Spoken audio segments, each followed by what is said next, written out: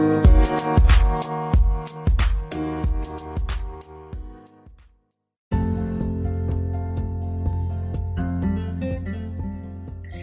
everyone, my name is Barbara. I'm the owner of Spanish for Kiddos and your host for today. And today I have a great guest with me today. Her name is Annie from Accessible College, and she talks about many different things in regards to helping special needs students transition from K through 12 to higher education college community. And we want to address several different things, and as a teacher that I worked in an inclusion classroom, it's just so important to understand the special needs and the learning disabilities of our students. And one of the things we want to address is how we can help them transition into different learning environments. So I hope you enjoy this interview today. Today I have a great guest with me today. Her name is Annie from Accessible College. Hi Annie, how are you today? I'm great. I'm so happy to be here. Thanks for inviting me. Awesome. Annie, tell us a little bit about your mission with Accessible College. How did that educational experience with Georgetown help you inspire Accessible College? Thanks for asking. So my mission at Accessible College is to provide students with physical disabilities and health conditions and their families with the services and supports to ensure a successful transition to and through higher education. And I should just add a little bit of a clarifying information. So Sure. when I say physical accessibilities or physical disability, I'm talking about students who have mobility impairments, so students who use wheelchairs or other types of mobility devices. And when I'm talking about health conditions, I'm talking about a wide variety of things. So that could be students who have migraine disorders, Crohn's disease, chronic fatigue, Ehlers-Danlos syndrome, cancer, diabetes, and much more. And the reason I provide this support is because colleges and universities provide varying levels of supports for students with disabilities and health conditions. And the services that Accessible College provides helps to bridge those gaps by empowering students and families to effectively work together to create some positive educational outcomes and experiences. So I focus on supporting students with physical disabilities, with chronic health conditions, and also with mental health conditions, because a lot of times students have co-occurring mental health conditions as well, because it's challenging to have a physical disability or a chronic health condition. And you mentioned my work. Go ahead.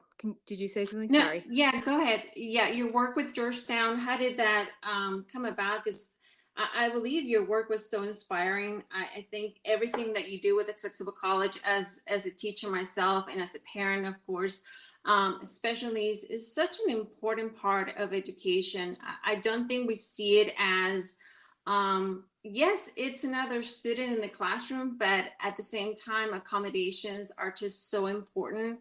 And I think sometimes we're not aware because we think that their physical disability is there. Of course, maybe someone that needs a wheelchair, but like you mentioned, there's also health disabilities, or there's health help that students need, especially now in this past couple of years. And that is just so important in the classroom. Go ahead. Yeah, I couldn't agree with you more. So part of the reason I started Accessible College was because there really aren't a lot of services and supports for students as they transition out of high school and into college, specifically students with health conditions and physical disabilities. And so that's part of the reason I started this. And at Georgetown, when I was at Georgetown University, I was the associate director of the disability support office there for about 6 years.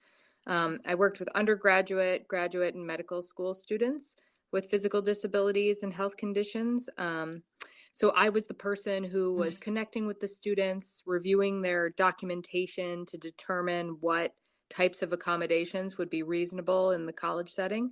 And the reason that's important is and kind of what led me to my work at Accessible College was that many of the students I worked with at Georgetown had not been made aware that they would be responsible for following the university process to request accommodations. So families should know that every college has a process for students to request accommodations. And you'll note that I said students to request accommodation, not parents. Right. And that can be really tricky for students who maybe have not had to navigate the accommodations request process in high school. Maybe mom and dad Mhm. played a bigger role. Right. Yeah. And so for a lot of students, they were really underprepared for that process. And they hadn't really thought about what they would need in the college context and how being away from home might impact them. And so That, yeah, that's that's what a I help great, families think through. Yeah. that's a wonderful point because, and as a teacher working in inclusion classrooms, many times, there's so many IEPs, 504 accommodations that you have to be aware. And a lot of the times, I think one of the good things that high school towards, but that happens towards the end of high school where the parents are less involved and the special education teachers are actually asking students to advocate for themselves. So for them to actually be aware of their learning disabilities in one way or another, and to actually encourage them to speak up. Is this accommodation okay? Is this not okay? How to work it out. But yeah, there's just not too much information, like you say, when you're going from high school towards college, and I think that varies a lot. And I think that's a great point to bring up is, so you a lot of students in college already, and then there's Mm. some senior students that are still not aware. What can they do? They might be aware, yes, I have an accommodation or I have a learning disability, but how can I transfer that? Sometimes they might think that it transfers. Sometimes they might say, oh, I'm okay, my IP transfer or my accommodation transfers, right? Or you might have that international student that transferred to a new university and might not know how to do that. So what Hmm. do you think could be something that to encourage parents or to encourage students? How can they approach that? So you highlighted a common misconception, which is Mm-hmm. that the IEP or the 504 will directly move over to the college Right. setting, and Right. that's not true. So it's important for families to know that IEPs. So if your student has a learning disability or a physical disability or a health condition and has an IEP, or if they have ADD or autism, um, and they Mm-hmm. might have a 504 plan or an IEP, those are only valid in high school. Right. Once the student transitions to college, the accommodations process is governed under a different law, the Americans with Disabilities Act. And the Mm-hmm. Americans with Disabilities Act provides for reasonable accommodations, and Mm. that's in quotes, reasonable Right. accommodations. So Right. it's That's the right. university who gets to decide through an evaluative process and looking at documentation, talking to the student, what accommodations are going to be reasonable in that context. So students should know that they might not receive exactly the same accommodations that they had in high school. So that's really, really important. Um, and you mentioned students who are international students and might be coming to a school in the US, and I'd also like to broaden that to include students who maybe have an emergent disability. So they go to college and they are diagnosed with something, or they decide to seek out accommodations in college. Uh-huh. Essentially, all colleges have documentation guidelines Okay. on that are mostly available on the Disability Support Office website. So they lay out what the process is for requesting accommodations at that college or university. And this applies Uh-huh. to community colleges, four-year universities, vocational training schools. So it's broad. Okay. Okay. Um, but that will inform the students on what type of documentation they need and then what the process is to go about requesting these things. The earlier, once the student commits to the school, that's when they should be starting this process. Um, and it's really important for families to understand that colleges offer varying levels of support and Mm-hmm. accommodations. So if your student has, specific needs, you might want to be Right. considering that up front in your college search process. And I think sometimes that gets left by the side, And families kind of flip it. They wait till they get in and then they start Uh-huh. asking the questions, or they wait till they've committed and they just expect that things will fall into place.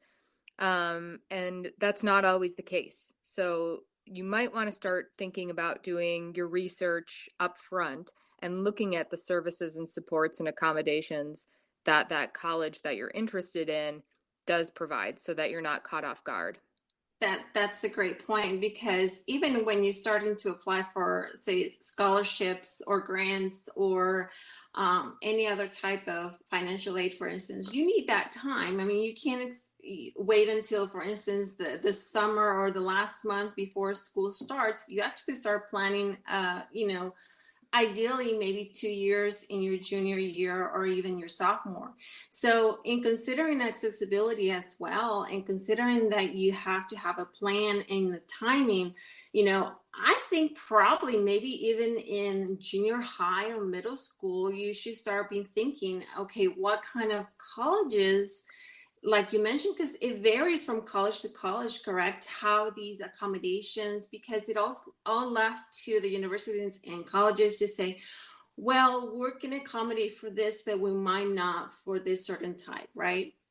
So I think, because you're going to get disappointed if you are, you really want that career and you really want to go to that college, but if you really need that extra support and they don't offer it, that could be disappointing. Yeah, so a couple things just to note. All colleges that receive federal funding have Mm-hmm. to provide accommodations. So that's pretty much every college or university in the United States. Mm-hmm. But what that looks like, or how they provide those accommodations, or the types of accommodations they provide, or the care in which they provide it, that's what really varies from place to place. Mm, okay. It's important for families to also know that there are some schools that have specialized programs, Uh-huh. usually for students with learning disabilities or autism. And those are typically fee-based programs on top of, whatever the family might be paying for typical tuition. So, if you know that your student is going to need more support or Hmm. academic coaching or more check-ins or things like that, you might want to, look into what programs are available at different colleges and universities. Right. Yeah, I think that's a great point to bring out as well, because sometimes you have an idea in your head, and by the time sometimes you go and visit, or like we have open houses in schools, of course, and you go and visit the college and you have this idea, and if you don't have the support and you have the plan like you mentioned, it can be daunting to do that, like last minute before you start school, because college is different than high school. That's one of the biggest thing that I think students are going to be okay.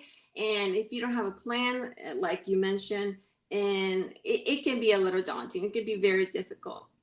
So, what are some of those services that you can help students plan out? Say if they're thinking now, maybe now I should consider doing some planning.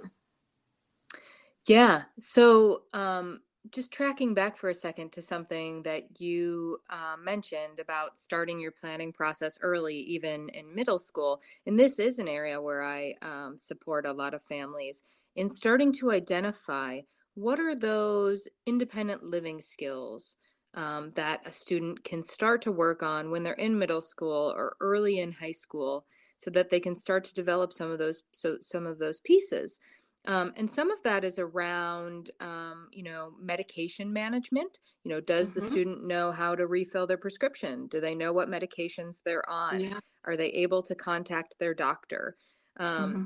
so that's kind of one piece of this puzzle. And I do provide a lot of coaching for students and families on that. And we create a process based on what the student's need is, and figure out how we can work towards greater independence for the student, and maybe also having the parent give the student a little bit of a longer leash, which is sometimes Yeah. the trickier piece. Um, and then the other pieces of, like, how will your student do their laundry? Do they know how to do that now? Can they make a simple meal for themselves? Right. Do they need personal care support? Are there other pieces that we need to consider here? Um, A lot of students who have chronic health conditions or who have more Hmm. significant health needs also need to factor in whether or not they need to be close to a medical center when they go away to college, or what their Hmm. medical care is going to look like when they're there. So, starting to identify what are those things that we know the student is going to need, and Right. then working on figuring out how do we chip away at this little by little, because Right. for a lot of families, I think, especially families that have students with disabilities, they're just trying to Hmm. get through each day, right? Oh It's yeah. like you're not Yeah. planning too far ahead. You're just trying to Yeah. get through the day. And I always joke that, like, it feels like very overwhelming for a lot of families. And there's a saying that Hmm. I use, which is like, how do you eat an elephant? And it's one bite at a time, right? Yeah. So So true. so that's what we do. We kind of identify what are the small steps we can start taking, where are the inroads, how can we start chipping away at this? Yeah, and of course, as a teacher, you want the success of your students. So, regardless of, what the type of learning you have in the classroom, it's important to know that, okay, this student needs to succeed in certain ways. Not every student learns the same way, but I think it's different in high school as a high school teacher or as an elementary teacher or even a preschool teacher to know that that student has a disability. But when you go to college, that professor only knows you just those few seconds, even if the professor knows you at all. So sometimes the professor may not know that there is a learning disability. So sometimes, I can see your coaching, how to help the student that, that there is an accommodation that it's needed, but at the same time, how can this be viewed as something that the student needs as a support, not more as a crutch? Sometimes that's seen, sometimes at the universities. What do you think? Hmm. Yeah. So, accommodations are meant to level the playing field. They're not meant to give preferential treatment. And Mhm. you're right in saying that at the university level, students may not have as many touch points with their professors. But when a student requests accommodation at a college or a university, um, the Disability Support Office approves those accommodations and then either sends an email to the professor outlining what the accommodations are, Uh-huh. or gives the student a letter to bring to the professor. Now, that letter or Mm, that email does not state what the disability is. So it does not say, Bobby mm, has a learning disability or mm, Bobby has diabetes. It just says what Bobby's accommodations are. So it would just say, like, time and a half or extensions for assignments mhm, or a note mhm. taker. It just Yeah. discloses what the accommodation is.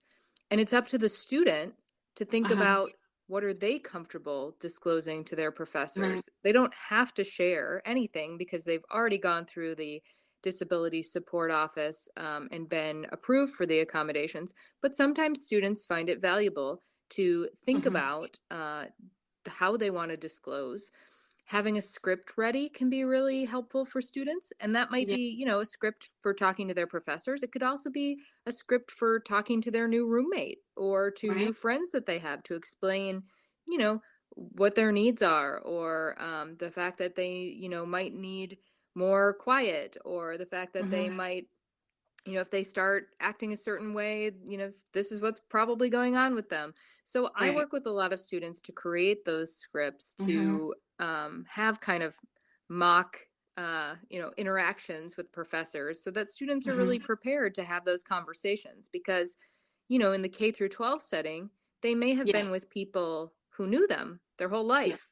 Right. So college is a totally different place for a lot of students who have not had to self advocate previously. Right. Yeah. And you mentioned a lot of that is a medical condition, which could, you really can't put a lot of things on a letter or on a, I don't know, a card, if you will, right? Because that's a lot of medical information that's private for the student as well, right? Yep. Yeah. Right. The only people who have access to that information are the people in the Disability Support Office. And once they've shared that information with the disability support office, it's private and confidential. And so the student gets to determine who they share what information with after that point. The only thing that's shared with professors are the specific accommodations that the student has been approved for. Yeah, absolutely. And I think it also brings, if you're in uh, the K through 12 setting, you're just used to your students and you are aware of the disability. And like you mentioned there, once you start college, everything changes, I think. Mm-hmm. Everything is completely different. So yeah, getting started early is one of the best things to do. And that brings me to another point. Education has been, and you probably know this, that for the past couple of years, it has been a roller coaster. I never imagined myself as a teacher with so many changes in education. But one of the things that affected most has been bilingual learners. And I think bilingual learners have such a difficult time because they're used to having their teacher. But when they go into virtual learning and they were not expecting to be virtual learning, it has brought so many problems, and one of them has been social emotional problems. Mm-hmm. um, the health that the health issues that has occurred has been so dramatic. It has affected them in so many ways, not just the students, but it's just all over education, the staff, the teachers, everyone involved. So and I know you've been in this area for a long time, and you talk about health issues and how to help. What do you think could be some support that students and teachers can have at this point? I think it's really important for students to find community. And there are lots of resources out there that are probably not as well publicized as they should be, Yeah. for students to connect with other students or to connect with support so that they can get assistance in navigating some of these pieces. Because I always say, you don't know Hmm. what you don't know. And sometimes it's really helpful to have other people who have experienced the same things or similar things who can assist you in figuring all of this stuff out. So Right. there's a couple national groups. There's one that's called DREAM, which is Uh-huh. Disability Education, Action, and Mentoring. And it's a part of the National Center for College Students with Disabilities. Um, they have a peer mentoring network and support for students who are in college. And there's Hmm. another group which just changed their name, from Health Advocacy Summit to Generation Patient. And that is a group of college students. It was started by a group of college students who recognize that students with chronic health conditions, and rare Hmm. Yeah. conditions have a Yeah. unique set of needs. And Yes. so they have a peer mentoring and advocacy group. Um, and there's tons of stuff available for students with mental health issues as well, Hmm. because I know it's been a really tricky time for, well, quite frankly, all of us. Yeah. And there's a Yeah. greater national conversation around mental health. But Yes. NAMI is a great organization that has lots of groups across the country, that support young adults too. So um, I think, students should seek out support, either at their college, at their high school, online, and connect with people to have conversations, because that can be extremely helpful. Absolutely. That connection, whether it's virtual and or somewhere in there with your neighborhood or anywhere in your community, I think it just helps so much. Thank you for those resources. I think, and there, like you said, there's a lack of information out there, and Hmm. I'm going to include all of that you mentioned. Thank you so much for broadening that aspect, because again, a lot of people are still in the dark in regards to how do I go about, how do I go into all this social emotional learning. And that's one of the things that our teacher are doing actually, is taking the time to address, okay, so what is really going on in my classroom, how can I address this? And it has been difficult, Hmm. to say mildly. To say mildly, that's for sure. Another project that I think you're involved with is the partnership with the Christopher and Dana Reeve Foundation. I love that project. Can you tell us a little bit more about that? Yeah, and it's a super exciting project. So back in 2020, which feels like ages ago now, I And wrote a guide for the Reeve Foundation. And just so you know, just so people know who are listening, yes, Christopher Reeve was a famous actor. He was yes. Superman, Mm-hmm. and he had a spinal cord injury. And so the Reeve Foundation Mm-hmm. supports people with paralysis. The Mm-hmm. guide that I wrote is called Navigating and Transitioning College with Paralysis. Mm-hmm. So after I completed writing that guide, the Reeve Foundation offered to bring me on as support for students with paralysis.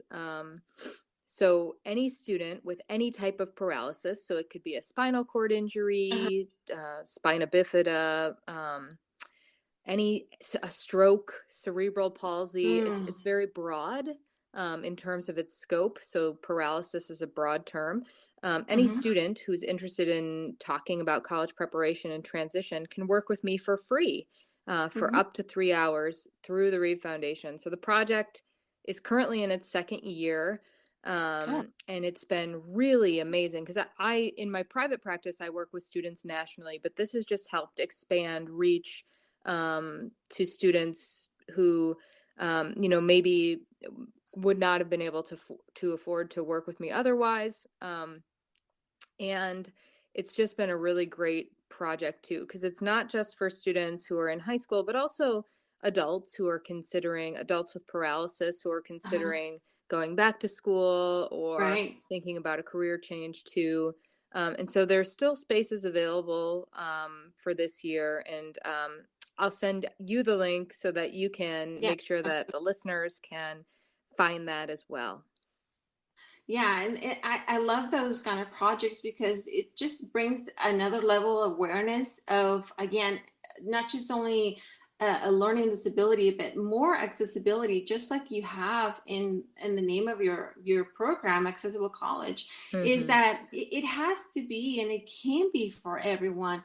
We're not limited, just like in education, in inclusion classroom, education is for everyone. We want everyone to be successful. I think I love that project. So I'm so glad that you mentioned that. Can you tell us a little bit more? How can listeners learn more about your company? Where can they reach you at? Yeah. So you can find me on my website, which is accessiblecollege.com. I'm Uh-huh. also on Facebook, Twitter, Instagram, YouTube, and people can email me as well. And it's a simple email. It's just info@accessiblecollege.com. I also have a new Facebook group that I recently started with a couple other college consultants.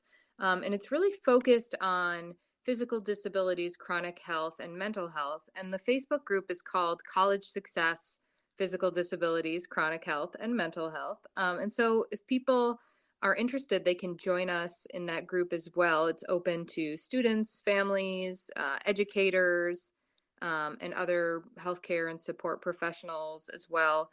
And people ask fantastic questions in that group. It's a really great resource. So I'm excited about that new group too. Okay, awesome. Thank you so much. Annie, it was such lovely time here to interview you and learn more about Accessible College. I mean, it's such a wonderful organization and program that you have there. I just hope that there's more organizations like that out there. As a teacher and a parent, of course, having these organizations and having people dedicated to this is just a wonderful, wonderful idea. Thank you so much for joining me today, Annie. Yeah, thank you. I've really appreciated this time to talk to your listeners.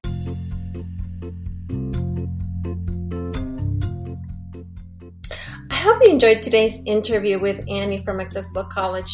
I learned so much as how to help our special education students, whether they're bilingual learners or not, and help them transition into higher education. It is just so important to help them transition, not only, of course, when we're talking about from elementary to secondary to higher education, but any aspect into help them to move it smoothly into one learning environment to another. I think is just a very helpful idea. So I hope you enjoyed this interview today.